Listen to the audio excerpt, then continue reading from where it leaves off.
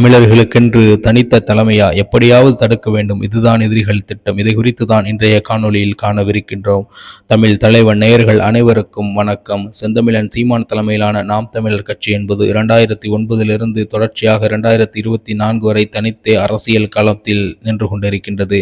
மேலும் தமிழர்களுக்கென்று தனித்த ஒரு கட்சியை எப்படியாவது அமைத்துவிட வேண்டும் என்று ஈழப்போருக்கு பிறகு தனித்த தமிழர்களின் தலைமையை உருவாக்கிவிட தொடர்ச்சியாக முன்னெடுப்புகளை எடுத்துக்கொண்டிருப்பது நாம் தமிழர் கட்சியும் செந்தமிழன் சீமானும் என்றால் அந்த சொற்றொடர் மிகையாகாது.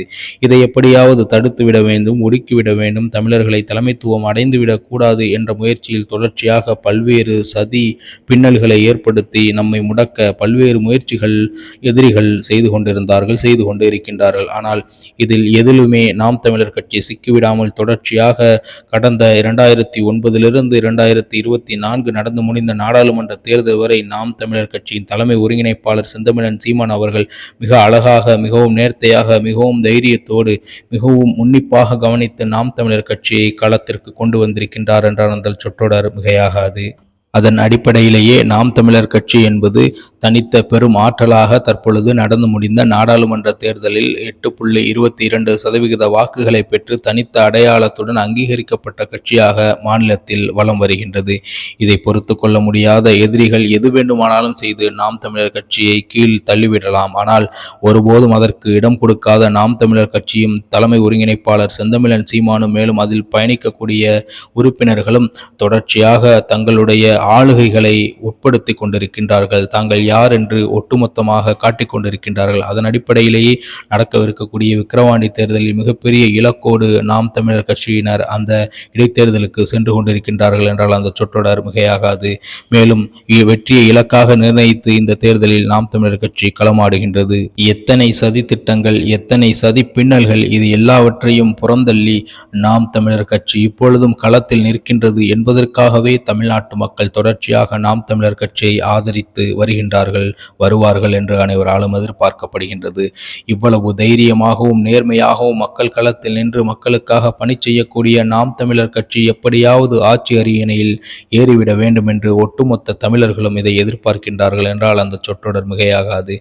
மீண்டும் மீண்டும் தொடர்ச்சியாக எல்லா தேர்தல்களிலும் தனித்து மக்களுடனான மட்டுமே கூட்டணி வைத்து தேர்தல்களை சந்தித்து 8.22% என்பது 14 ஆண்டுகளுக்கு எந்தவித பின்புலமும் இல்லாமல் தொடர்ச்சியாக மக்கள் களத்தை வழிநடத்தி சென்று இதுவரை எடுத்துக்கொண்டு வந்திருக்கும் செந்தமிழன் சீமானை போன்று சாதனை படைப்போர் இவ்வுலகத்தில் யாரும் இல்லை என்றுதான் கூற வேண்டும். அந்த அளவிற்கு ஒட்டுமொத்த தமிழ்நாட்டையும் அரசியல் களத்தில் இப்படியும் அரசியல் செய்யலாம் என்று திரும்பி பார்க்க வைத்தவர் தான் செந்தமிழன் சீமான். இதை பொறுத்து கொள்ள முடியாத எதிர்த்தரப்பினர் பல சதி வலைகளை பின்னி செந்தமிழன் சீமானை வீழ வைக்க பார்த்தார்கள். அது எல்லாவற்றையும் தடைக்கற்களையும் உடைத்து படிக்கற்களாக மாற்றி அதில் ஏறி நடந்து செல்லக்கூடிய ஆற்றலும் தைரியமும் புரட்சியும் செந்தமிழன் சீமானுக்கு மட்டுமே இருக்கின்றது.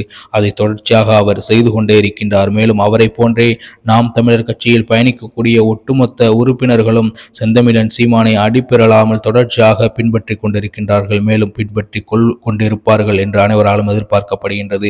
மேலும் அவர்கள் அனைவரும் செந்தமிழன் சீமானை பின்பற்றுவதால் ஒரு கணம் கூட செந்தமிழன் சீமானின் பேச்சை கேட்காமல் இருப்பதில்லை. அதன் அடிப்படையிலே ஒட்டுமொத்த விக்கிரவாண்டி இடைத்தேர்தலையும் அவர்கள் கையகப்படுத்தி மிகப்பெரிய ஒரு வாக்கு வங்கியை உருவாக்கிட திட்டம் தீட்டி தொடர்ச்சியாக அரசியல் களம் கண்டு கொண்டிருக்கின்றார்கள் நாம் தமிழர் கட்சி உறுப்பினர்கள். அதை செய்து முடிப்பார்கள் என்று அனைவராலும் எதிர்பார்க்கப்படுகின்றது. வருகின்ற சட்டமன்ற தேர்தலிலும் அதை செய்வார்கள் என்று அனைவராலும் எதிர்பார்க்கப்படுகின்றது.